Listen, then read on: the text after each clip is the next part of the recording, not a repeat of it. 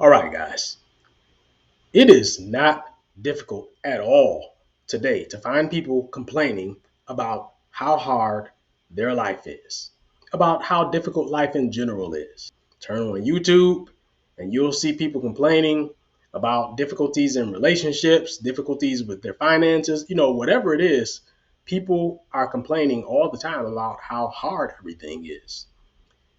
Now, I look at this from a slightly different perspective because I just imagine what life must have been like maybe 300 or 400 years ago. And then I think about all of the modern comforts and conveniences that we enjoy today.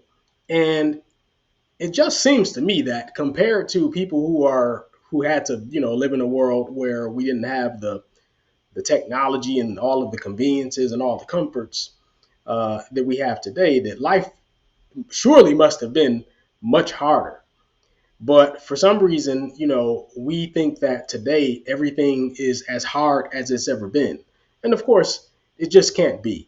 And what I want to talk to you today about is the laziness epidemic. Okay. So we're going to be talking about working out. That's one of the things that we're going to be talking about, but it's going to be also a broader conversation as well.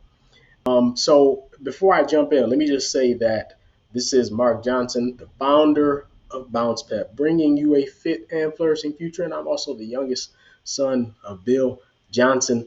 I would encourage you to subscribe. So please go ahead and do that now. Now is the easiest time to do it so that you stay in the loop. And you can also go to our website, scroll down to the bottom of the page at www.bouncepep.com and just sign up to our email list. So you can subscribe to the email list as well. Now, let's just talk about this epidemic of laziness. You know, I see people walking around now, young men. Now, these are not even men who have really hit middle age, and I see a lot of young men walking around with man boobs, and they've got these pot bellies, quite frankly. And it seems that this has become normalized, and it looks lazy. It suggests laziness. It's not a great look, and I think that a lot of it comes down, of course, to the diets that people have, as well as just the lack of physical activity, and to some, it's on a deeper level, just a lack of motivation to just level up. Okay, if you're a relatively young man in your 20s or 30s, and you're just satisfied having man boobs and a pot belly, hey, if people look at you as being lazy, well, I mean, that's kind of on you, okay? Because you can do something to change that situation. Now, this is not only this phenomenon is not restricted to men. I mean, you see women as well who are just obviously just completely out of shape and not really taking care of themselves and their health, and it shows physically, right? So this is not really gender specific. It's a problem that you see all over the place, especially in like rich societies where people have some money to burn, and they're able to indulge in the comforts and conveniences of modern society. But all of these comforts and conveniences that we have, they carry downsides. I think that there are three. Uh, the first one is they make us weaker. The second is they make us lazier, and the third is they make us dumber. And think about some of these things that we take for granted now. They're part of our lives, but actually they could be making us weaker, lazier, and dumber, right? So you have the elevators and escalators everywhere. People a lot of times will avoid the stairs because it's just much easier to take an elevator or an escalator, right? But that makes you weak because you're not moving enough, you're not climbing enough. A lot of times people aren't even walking enough, okay? And so it makes you weak, and so your body is not very resilient. People are driving around everywhere in cars. A lot of the short trips that they could do on foot, a lot of times, especially in countries like the United States, people just drive everywhere. And so people are just in terrible shape. They're too comfortable. Everything is too convenient, and they're getting weaker because of it. People are using AI. AI, I'm sorry to tell you, actually makes people dumber. I know that a lot of people think that AI makes them smarter, but it actually makes us dumber the more we use it, because we're not actually going to source information, reading for ourselves. We're not formulating concepts and ideas and connecting dots for ourselves. So we're not really thinking through things, right?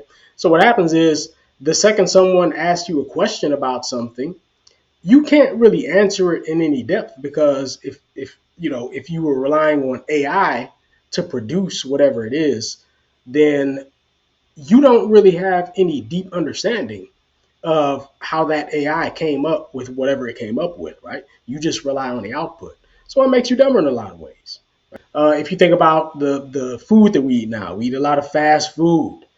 Of course, you place your order, it comes in a couple of minutes, and you're eating, and you're satisfied. But look at the health consequences. People look terrible. People are eating too much fast food, right? And they look terrible. They don't feel very good. They end up having these long-term health issues related to eating all this junk food and fast food, right? So it's convenient, but there's a whole flip side to that, right? All that comfort and convenience, there's a flip side to it. Uber Eats. People now are ordering Uber Eats. I mean, like, people are treating Uber like it's their personal butler. It's like, and these are not like rich people. People are just ordering food. They're just too lazy to go out and get something themselves, or too lazy to cook something themselves. So this is what I'm talking about. And now, the full self-driving is coming down the pipeline. That, it's coming. Pretty soon you're going to have people asleep at the wheel, literally, on the roads. I mean, it's coming, right? So I want to impress upon you the idea that you need to struggle in your life some. This is why I encourage you to work out, because when you go to the gym and you work out, the first thing is, when you go and you work out, you need to have it in your mind that you're going there to put in some work, right? You're not going there to talk 10 minutes and then work out for 1 minute, because that's what a lot of people do. They're there talking to everybody, basically being a social butterfly and working out very little. Or you're not there to basically do one set and then rest for 5 minutes, and then do another set and then rest for 5 minutes.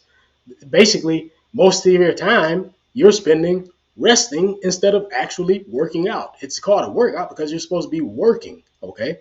So when you go to work out, understand that you're there to work out, and struggle is part of it. If you never struggle doing your workout, then it's too easy. Okay.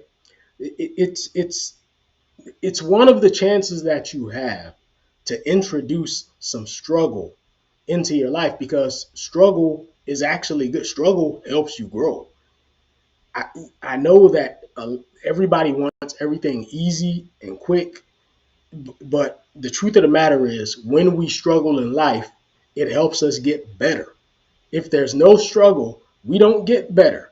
We may be comfortable, but we don't get better and we don't grow. So let's talk about some things that you can do to introduce more struggle in your life in a good way.